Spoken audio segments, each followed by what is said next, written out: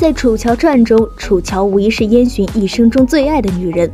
不过，在得到燕北政权后，燕洵的内心逐渐膨胀，在江山与挚爱之间，他果断选择了江山。此时，他将楚乔与厉秀君逼到了龙云关外，楚乔的性命仅在他一念之间。他会亲手杀死自己最爱的人吗？话接上回，在所有的百姓开始求助楚乔的时候，楚乔的内心开始动摇了起来。现实本就是如此的冷酷，百姓们只是想要活下去罢了。大人，贺萧此时也走了过来，想要劝解楚乔，但是却不知道该如何的开口。贺萧，传令全军，我们……楚乔深深地叹了口气，准备下令进入龙吟关。但就在这时，身后突然传来了一阵急促的马蹄声，元阳再度率军来袭。传我军令，跟我对抗魏敌。楚乔此时立刻更改了军令，他第一次感觉到了西魏的军队竟然会如此的可爱。本来楚乔就要逃出燕北之中，如今被逼得走投无路。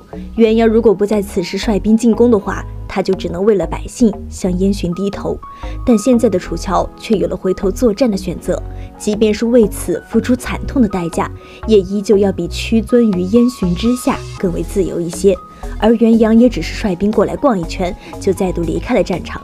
这一整个晚上，元阳直接将龙吟关当做了一个游乐场，没一会儿就带着军队来转上一圈。其实元阳也不想让楚乔回到燕北，那样只会给燕洵增添一个大助力。拖住楚乔，将他拖死在龙吟关外才是最好的选择。在天空刚刚泛白的时候，大雪也逐渐的停了下来。此时元阳才正式的撤军离开，楚乔也结束了整晚的抵抗，回到了营地。但这一次他回营地后，迎接他的并不是欢呼，而是百姓们沉默的眼睛，以及整整齐齐摆在他面前的那些尸体。昨日还鲜活的生命，此时都已经毫无生机地躺在了地上。看到百姓之后，楚乔只有继续沉默着。但很快百姓们看到战场平息后，便再度开始陆陆续续地离开了军营。这一次他们去的并不是龙吟关，而是西魏的雁鸣关。回来，你们都回来！在看到百姓们纷纷前往雁鸣关后，楚乔身旁的平安突然大叫着，试图去阻止这些人们，但是却没有人理他，更是有人直接将平安推开，防止他挡路，然后便直直地走向了西魏的方向。这些百姓们走到了元阳的军队面前，纷纷高举双手，做出了投降的姿态，反复地强调了自己是平民。而元阳也让这些人全部跪了下去，以胜者的姿态命令他们成为奴隶。伴随着这些百姓们慌乱的磕头以及难以压抑的哭声，加上西魏军队得意的大笑，秀丽军的战士们彻底愣在了原地。不知道这几日他们拼命保护的究竟是什么？楚乔的心也彻底的被冰封了起来，整个局面已经脱离了他的掌控之中。就在此时，原本停下的大雪再度下了起来，仿佛是在告诉楚乔，他曾经拼命保护的那些根本就一文不值，这个天下本就是充满着背叛的。而在楚乔无奈地看着百姓们离去的时候，燕洵这边也一直注意着龙吟关外的事情，一切都按照他的计划进行着。楚乔现在唯一的退路就是回到燕北。在端起一碗酒喝下肚后，燕洵也想起了他杀掉巫先生和雨姑娘等人的事情，但是对于这些他从不后悔，因为只有将这些人杀掉，他才会离着自己的梦想更近一些。毕竟任何梦想的达成都是要付出代价的。阿楚啊，你还回来吗？燕洵看着窗外的大雪，喃喃自语了一句。而此时阿金一把推开了阻拦他的侍卫，冲入了屋中，跪在了燕洵的面前。陛下，救救姑娘吧！阿金的一句话将燕洵拉回了现实之中，但是并没有回应他，似乎陷入了漫长的沉思之中。陛下，姑娘跟随您多年，出生入死，坚韧不拔，她的功绩我们所有人都看在了眼中，陛下真的要杀掉她吗？此时阿金的双眼也变得通红，不断地对燕洵磕头，哀求他放过楚乔。阿金，我该如何救她？燕洵此时也回过神来，突然开口，他不知道该怎么做，只是想将楚乔留在燕北，就真的这么困难吗？在听到燕洵开口后，阿金顿时大喜，连忙对燕洵说出了自己的办法：开放龙吟关的城门，或者撤销南下水路的防线。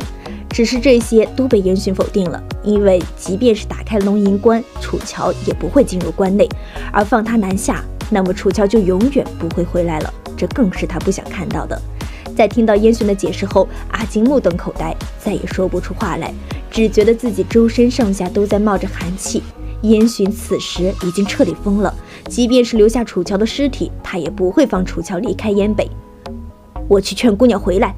阿金沉默了片刻之后，便立刻跳了起来，转身向外跑去。而燕洵也并未阻拦阿金。如果事情真有阿金想的那么简单，他燕洵也就不会做出这么多残忍的事情了。在阿金离开后，程渊也安静地走到了燕洵的身边，跪了下去。陛下，开放水路，放楚大人南去吧。程渊很恭敬地对着燕洵求情，这也让燕洵不由得冷了下来。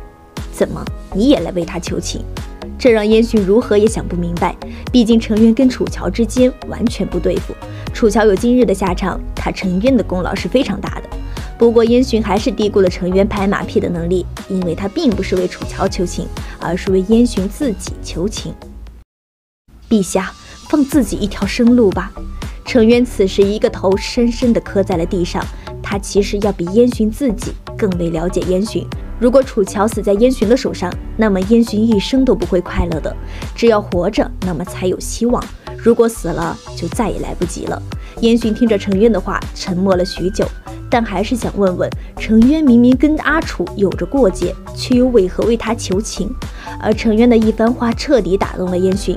虽然他之前得罪过楚乔，但此时楚乔已经威胁不到他。他的生与死其实跟程渊没有太多的关系，更为重要的是，他不希望燕洵被自己的心牵绊住。燕洵就是他此生唯一的信仰，所以程渊不希望燕洵一生活在悔恨之中。放走楚乔，才是让燕洵放过自己。听着程渊一句句地说出了自己的心声，燕洵也缓缓闭上了双眼。传令下去，打开南江水路，放他们。燕洵此时已经想要下令放走楚乔，但是很快就被一个传来的紧急军令给打断了。陛下，边疆急奏！传讯并连滚带爬地冲入了屋中，让燕洵暂停了下令。在传讯兵冲到了燕洵的面前后，立刻从怀中拿出了信件，大声读道：南疆方面遭遇了不明敌人的进攻，他们突然出现在燕北境内，阻断了消息的往来，还一连攻下了13个郡县。糖水关的主帅已经阵亡，驻守的将士们伤亡达到了3万余人，并且昨日午时，糖水关已经正式被攻破。这个消息让燕洵和程渊相当愤怒，因为据他信中所说，糖水关已经在10日前就遭遇了攻击，但他们一点消息都没有得知，这显然是不太可能的事情。不过随着传讯兵一件件的汇报，程渊已经彻底的有些慌乱了，因为糖水关官兵全部被困在了关内，无法报讯，而西南那边的人大部分也都是跟随楚乔走了，即便是留下的人，一听闻敌人是来救楚乔的，也都没有选择报告。当地的官兵都被百姓们绑了起来，甚至还有当地的军队偷偷协助敌军攻打糖水关的，给敌人提供了详细的内幕，不然敌人不可能轻易将糖水关攻破。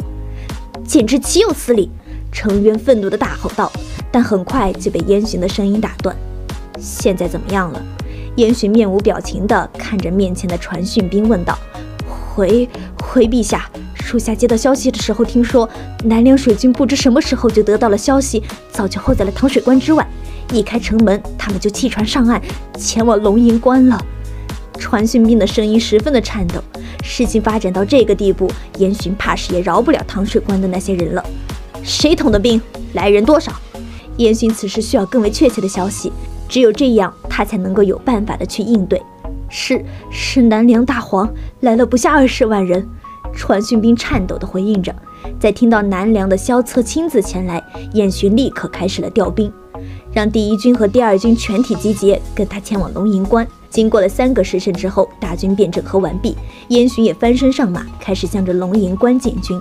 此时他也猜出了攻打糖水关的究竟是谁，无疑是那新出的政权青海王，因为只有他才能入燕北，落入无人之地。而这一次燕洵也总算要跟这位青海王会面了，看看他究竟是何方神圣。